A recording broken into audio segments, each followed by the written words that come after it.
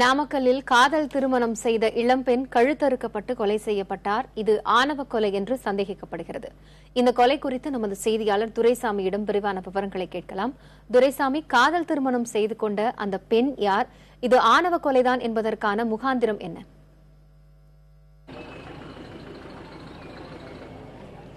அதாவது காயத்ரி பார்த்தோம்னா, கடந்த 2008ஆம் ஆண்டு வேலூர் பகுதியைச் சேர்ந்த சுமதி என்பவரும் நாமக்கல் மாவட்டம் திருச்செங்கோடை சேர்ந்த சந்தோஷ் என்பவரும் காதல் திருமணம் செய்து கொண்டனர்.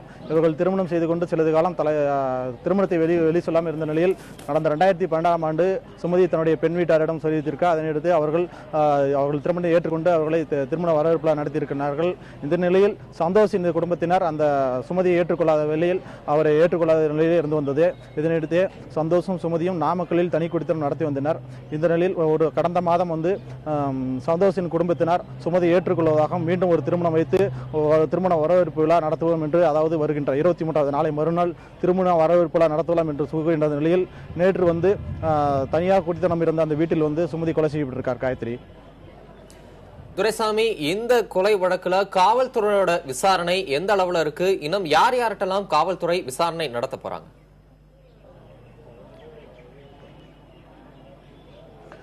அதாவது தம்பி, அதாவது இந்த கொலை நடந்ததுக்கு சற்று நேரம், அதாவது மதியம் அந்த பெண்ணுடைய மாமியார், அதாவது சுமதியுடைய மாமியார் மாதேஸ்வரி அந்த வீட்டுக்கு சென்றிருக்கிறார். கடந்த திருமண ஏற்பாடு கொடுத்து பேசுவதாகவும் அதனால் வீட்டில் இருக்கும்படி அந்த பெண் கூறியதாக அக்கம்பக்கத்தில் தெரிவிக்கின்றனர். இதனையடுத்து காவல்துறையினர் தற்போது விசாரணை மேற்கொண்டிருக்கிறார். அதாவது 3 தனிப்படையில் அமைத்து தீவிர விசாரணை மேற்கொண்டிருக்கின்றனர். அதில் அந்த பெண்ணின் கணவர் சந்தோஷ் மற்றும் பெண்ணின் மாமியார் மாதேஸ்வரி, பெண்ணின் மாமனார் பழனிவேல் உள்ளிட்ட சிலரிடம் தொடர்ந்து விசாரணை மேற்கொண்டிருந்தனர். காவல்துறை இன்றுக்குள் முக்கிய குற்றவாளிகள் கைது செய்யப்படும் என்றும் தெரிவிக்கின்றனர். தமிழரசன். துரைசாமி, இப்போ இந்த விஷயத்துல காவல்துறை யார் மேலேயாவது சந்தேகம் கொண்டிருக்கிறதா? யாரையாவது கைது செய்வதற்கான முகாந்திரம் இருப்பதா? காவல்துறையினர் தரப்பிலிருந்து என்ன விஷயங்களை குறிப்பிட்டிருக்காங்க?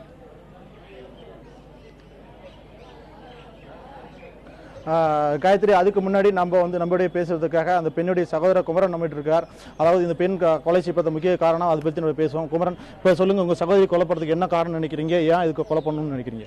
காரணம் எங்களை பொறுத்த வரைக்கும் ஆணவ கொலையாக தெரியுதுங்க.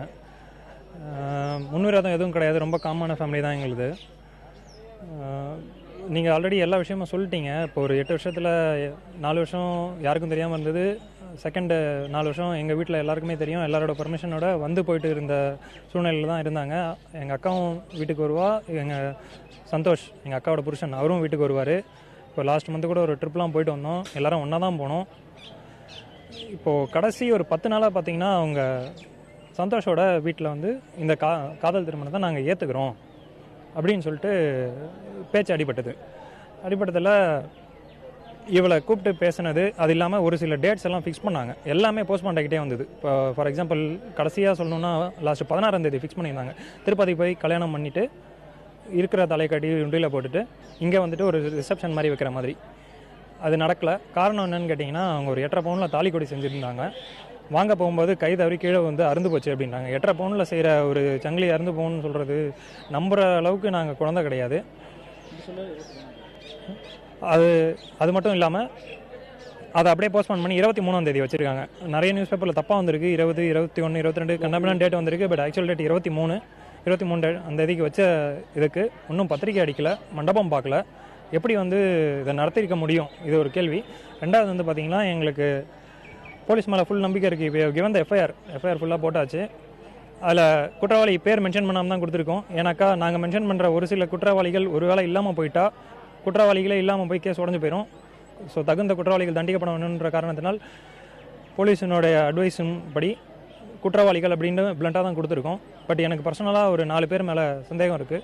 ஃபஸ்ட்டு பையனோட அம்மா பேர் மாதேஸ்வரி, செகண்ட் பையனோட அண்ணன் பேர் சதீஷ், 3வது பையன் பேர் சந்தோஷ், 4வது பையனோட அப்பா பேர் பழனிவேல்.